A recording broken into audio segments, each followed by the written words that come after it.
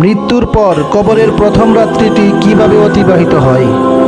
রাসূল সাল্লাল্লাহু আলাইহি ওয়াসাল্লাম বলেন, আল আবদু ইযা উযিআ ফি কবরিহি, বান্দাকে যখন তার কবরে রাখা হয়, ওয়া তুওয়াল্লি ওয়া যাহাবা আসহাবুহু হাত্তা ইন্নাহু লা ইয়াসমাউ করআ নিআলিহিম, এবং তাকে কবরে দেখে তার সাথীরা শুধু এতটুকু দূরে চলে আসে যে তখনও সেই কবরস্থ ব্যক্তি তাদের জুতার শব্দ শুনতে পায়।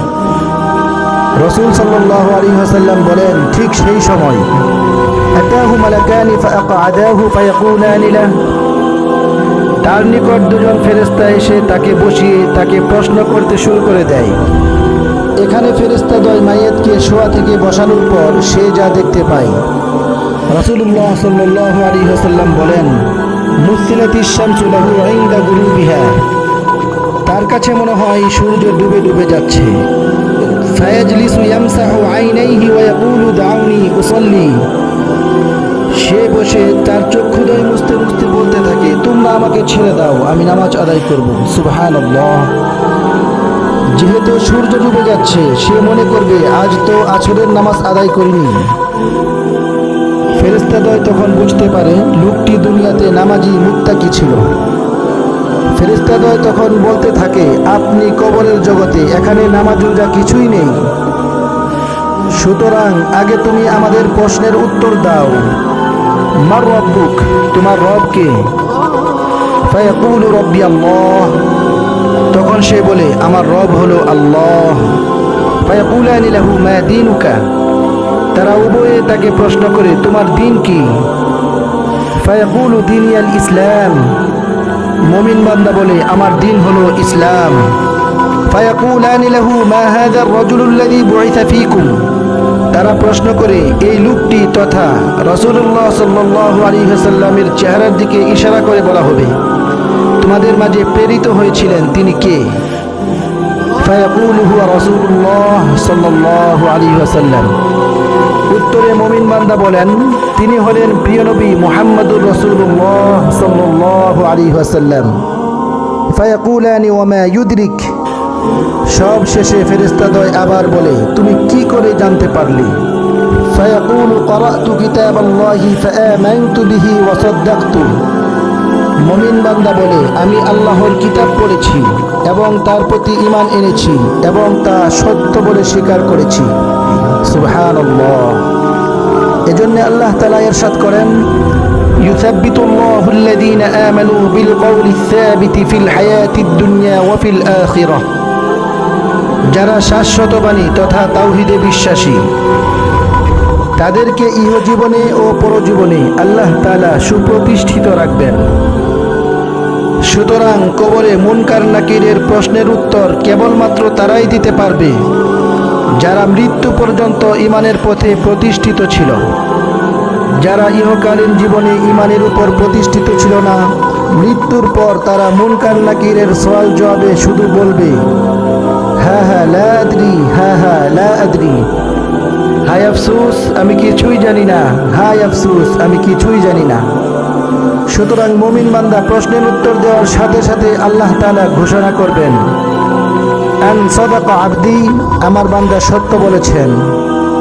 ফাআফরিশুহু মিনাল জান্নাহ ওয়াফতাহু লাহু বাবান ইলাল জান্নাহ ওয়া আলবিসুহু মিনাল জান্নাহ, সুতরাং তার জন্য জান্নাতের বিছানা বিছিয়ে দাও, তাকে জান্নাতের পোশাক পরিয়ে দাও, এছাড়াও তার জন্য জান্নাতের দিকে একটা দরজা উন্মুক্ত করে দাও। সুবহানাল্লাহ। ফায়াতিহি মিন রাউহিহা ওয়া তাইবিহা, সুতরাং তার দিকে জান্নাতের স্নিগ্ধকর হাওয়া ও সুগন্ধি প্রবাহিত হতে থাকে। ওয়ুফতাহু লাহু ফিহা মাদ্দা বাসারিহি, ওই দরজা তার দৃষ্টিসীমা পর্যন্ত সুপ্রশস্ত করে দেওয়া হয়। সুবহানাল্লাহ। রাসূল সাল্লাল্লাহু আলাইহি ওয়াসাল্লাম আরো বলেন, ওয়ায়াতিহি রাজুলুন হাসানুল ওয়াজহি হাসানুস সিয়াবি তাইয়িবির রিহি ফায়াকুল, তার কাছে একজন সুন্দর সুরভিত উত্তম পোশাক পরিহিত সুশ্রী ব্যক্তি আগমন করে বলে, আবশির বিল্লাযী ইয়াসুররুক হাযা ইয়াউমুকাল্লাযী কুনতা তুআদ, সুসংবাদ গ্রহণ করো যা তোমাকে আনন্দিত করবে, আজ তোমার প্রতিশ্রুত দিন। ফায়াকুল লাহু মান আনতা, ফাওয়াজহুকাল ওয়াজহি ইয়াজি বিল খায়র। ওই সুন্দর চেহারাদেরই সুসংবাদদাতাকে মুমিন বান্দা প্রশ্ন করে, আপনি কে? ফায়াকুলু আনা আমালুকা সালিহ। সে বলবে, আমি হলাম তোমার নেক আমল। ফায়াকুলু রব্বি আকিমিস সাআহ, রব্বি আকিমিস সাআহ। মুমিন বান্দা শুনে বলতে থাকে, কিয়ামত সংগঠিত হয়ে যাক, কিয়ামতের দিবস সংগঠিত হয়ে যাক।